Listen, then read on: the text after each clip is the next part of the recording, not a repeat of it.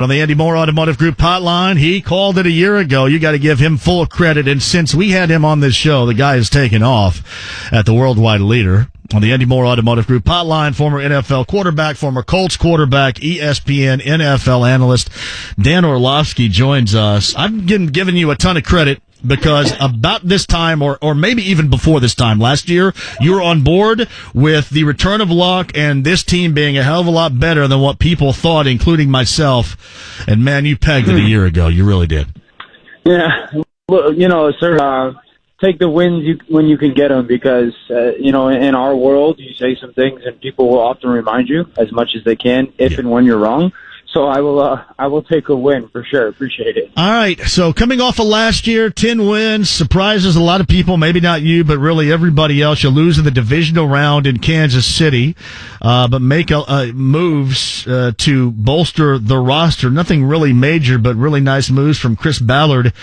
We'll get into the Luck stuff in a minute, but where do you think this team sits as far as the AFC is concerned going into 2019 here?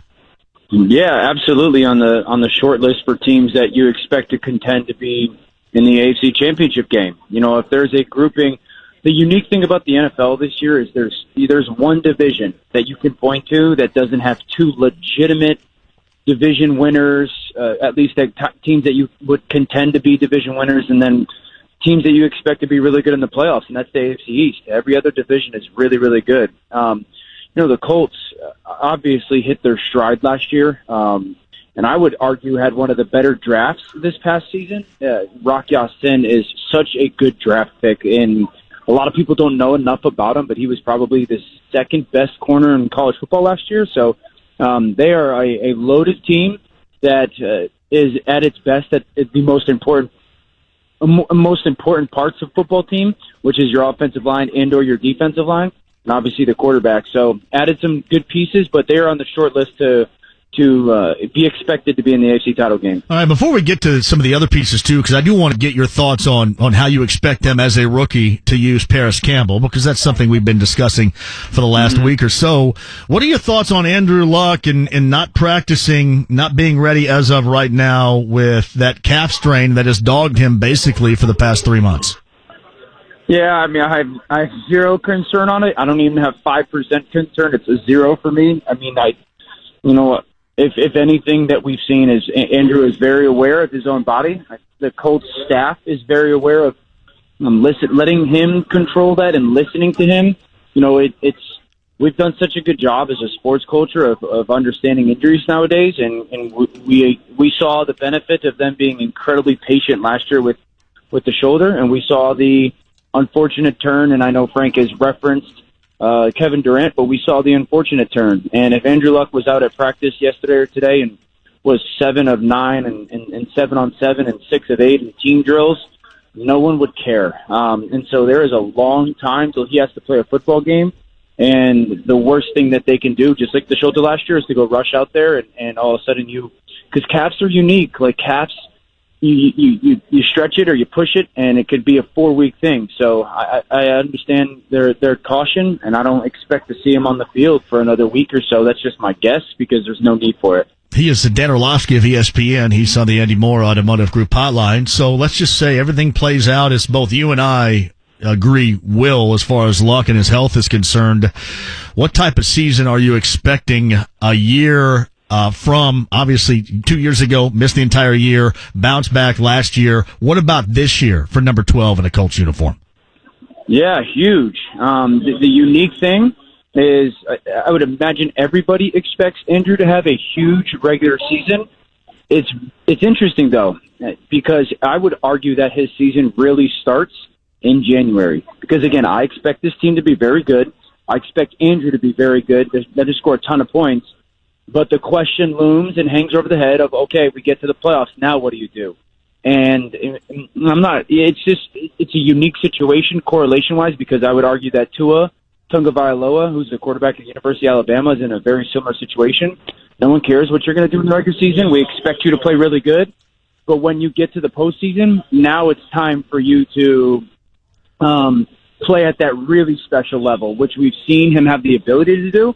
So he'll have another big year. There's so many good pieces around him. Frank's got another year. That offensive line's got another year. but I want to see Andrew really light it up in the postseason.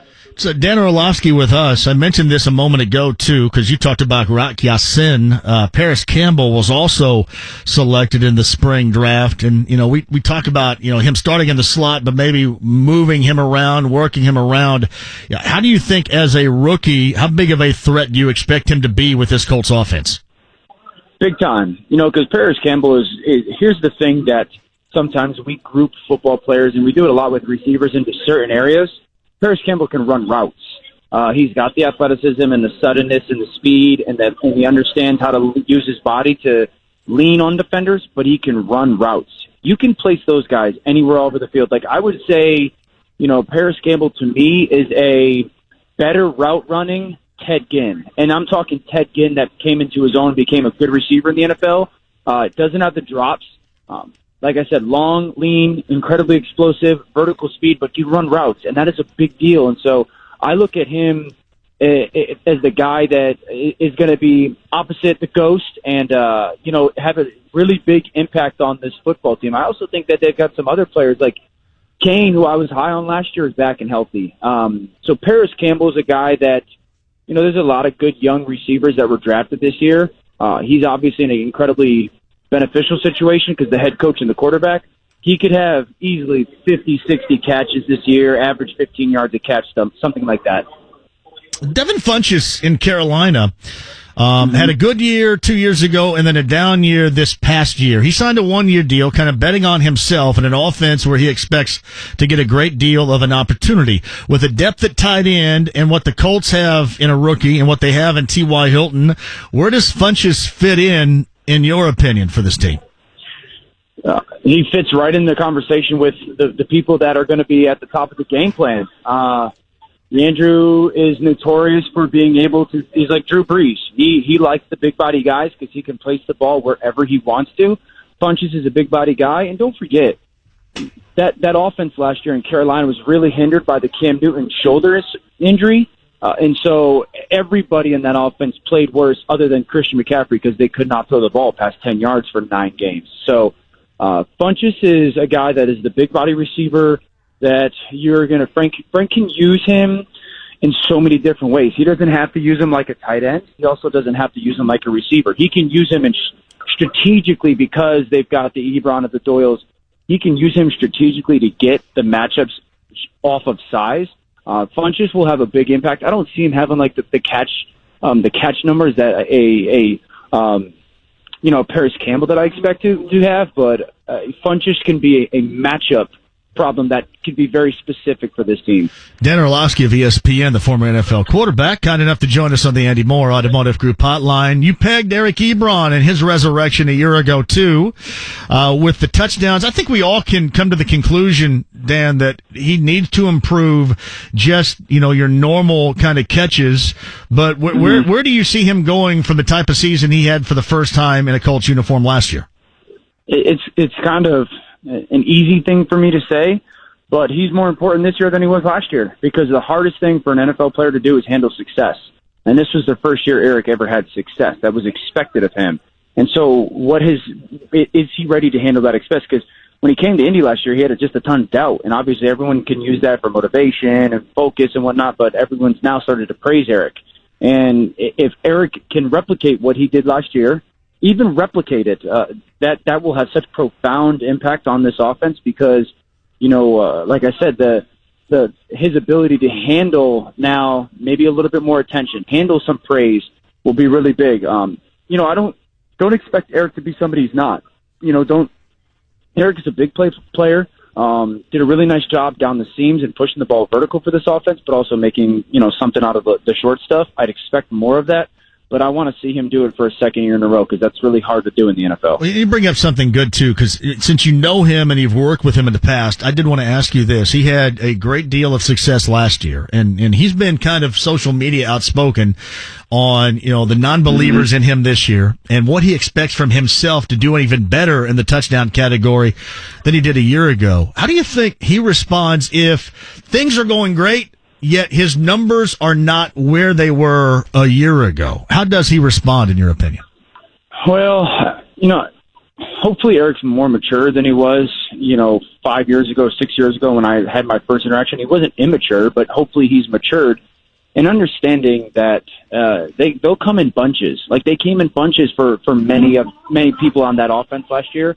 And when you have all the people that they have on offense, it's understanding that they come in bunches, because at some point Eric's going to go on a run for a couple games, and then T.Y. is going to go on a run for a couple games, and what these defensive coordinators have to make decisions of who we're going to try and pay attention to. And so to not stay frustrated, obviously, to keep the team in the forefront, and as long as he's doing his job, and I know that's easy to say and hard to do, but the big thing is to understand you're going to go on runs when you have an offense that there's a bunch of other talented players and a coach that understands how to use those players. You'll go on runs just because it's a math game. At some point, we have 5 and you only have 4, and one of those guys is going to constantly be the focal point for your defense.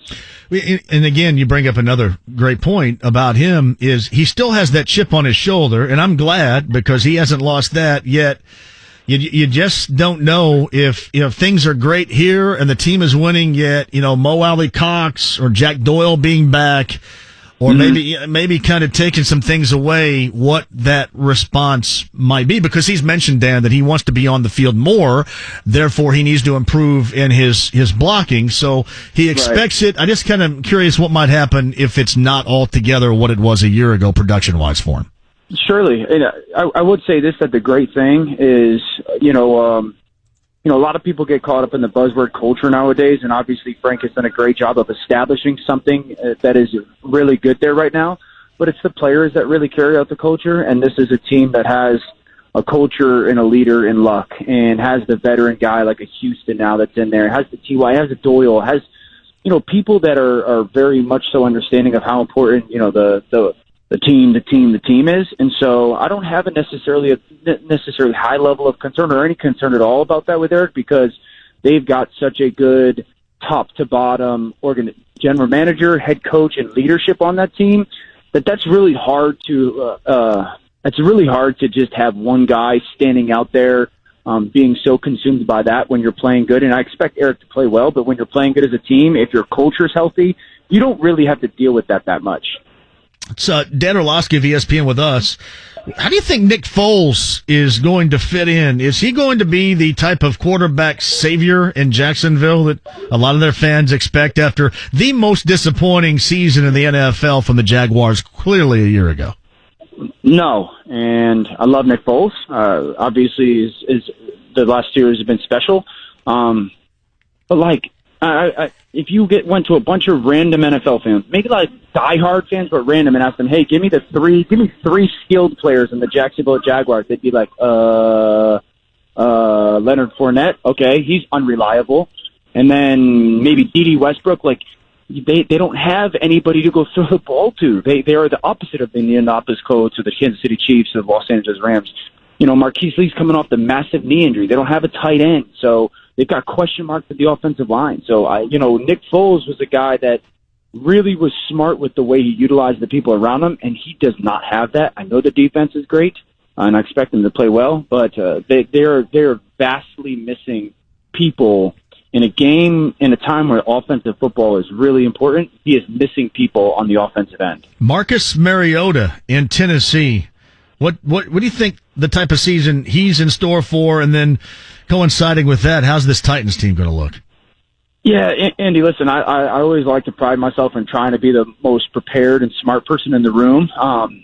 If I told you that Marcus Mariota was going to have a good year, I'd be lying. And if I told you he's going to have a bad one, I'd be lying. This is one of the rare situations where my answer is I don't know, because we just don't know with Marcus. He's Alex Smith from 10 years ago where, going into a 5th year with 4 offensive coordinators and multiple head coaches, and he's had a different offense every year, and his offensive coordinator is an ex-offensive lineman, and so we have no idea about Arthur Smith.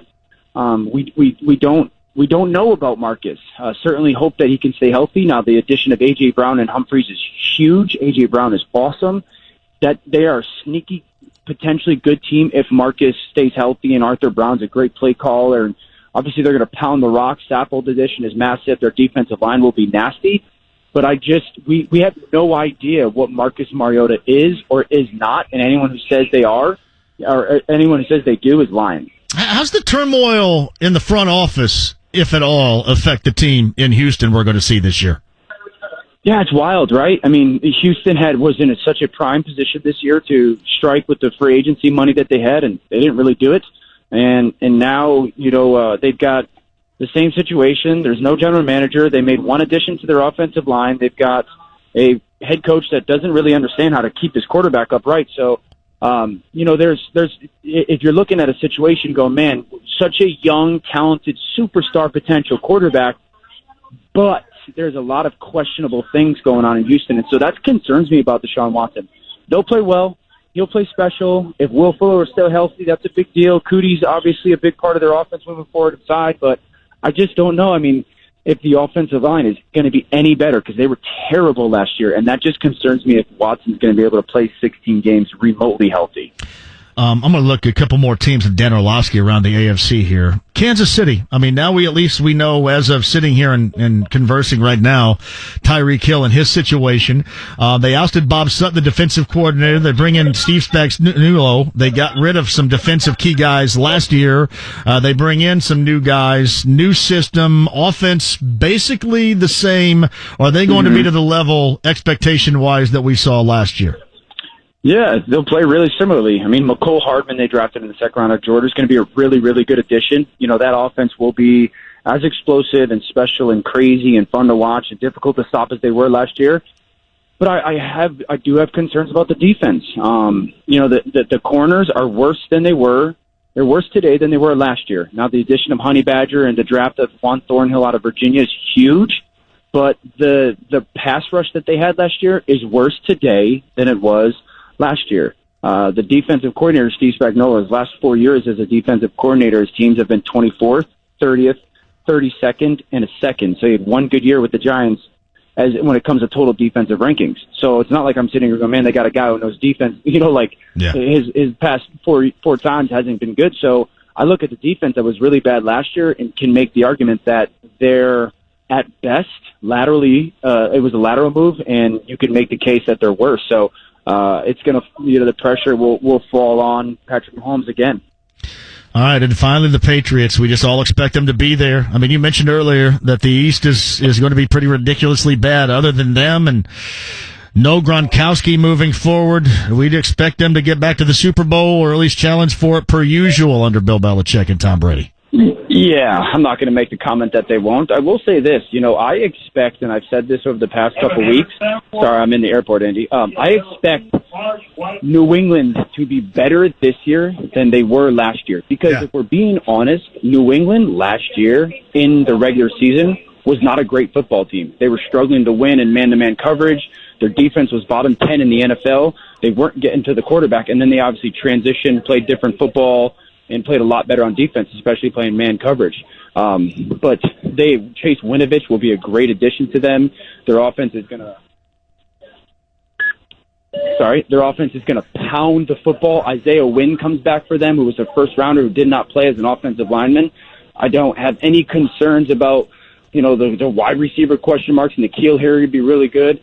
They could have arguably a top 3 secondary in the NFL, which is going to be a huge thing for that team. New England, I expect to be better in the regular season this year than they were last year.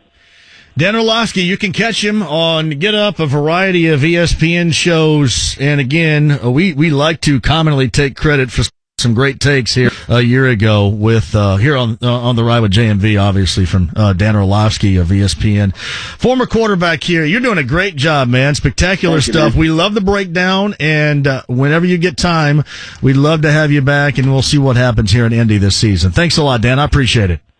Count on it, bud. Thanks, bud. Dan Orlovsky on the Andy Moore Automotive Group hotline.